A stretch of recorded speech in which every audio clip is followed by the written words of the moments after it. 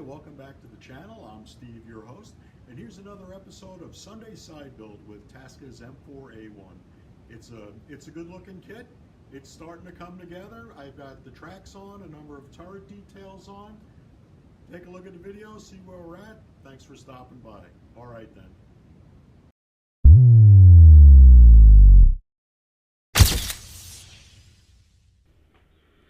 Okay, we're making progress on TASCA's M4A1. I just want to show you some of the things I accomplished this weekend. Got the hatches on. There's some nice detail on the hatch. There's a locking mechanism. There's a grab handle for the commander. There's a leather headpiece for him so he's not knocking his head on metal to metal. Got another grab handle here. And I've got the periscope there. And periscope cover. On these early Shermans, there wasn't a periscope guard yet, so it was just the cover. And it's a nice detail. Everything fit together. There's a 50 caliber that goes with this kit. For me, it's quite a complicated piece of the kit, and that'll be an afternoon I just dedicate to that. I've got the lifting eyes sanded down on the kit. You can see I've got the cast texture I had on last week. Overall, it's a good looking turret. It's a nice looking kit. And let me show you what I did on the lower. On the lower, I've got the on-vehicle tools. I've got the axe, the pick handle, the tanker bar. I've got the shovel here. On the back side, I've got the tensioning tool, I've got the mallet, I've got the starter crank.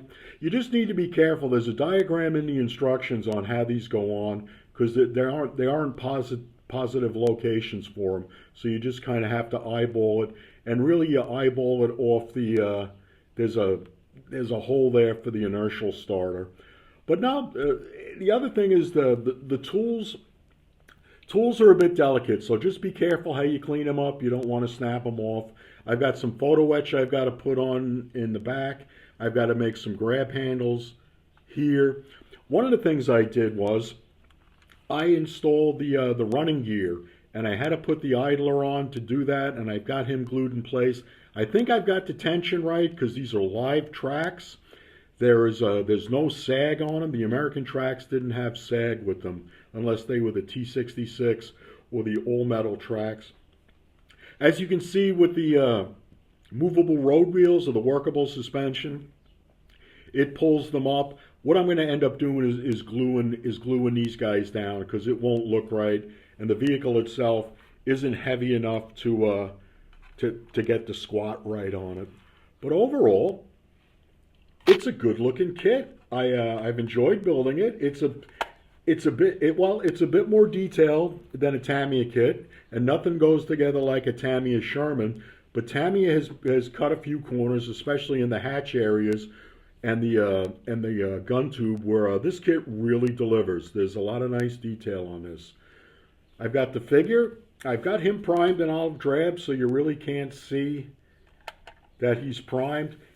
I'm looking forward to painting him up because it's a good-looking figure. I think this is a 20-year-old kit, and it's a nice-looking figure. Okay, well, by the time this comes out next week, I will be in the paint booth with him. So the next time you see this, you'll probably see it painted. All right, you guys enjoy the week, and thanks for stopping by.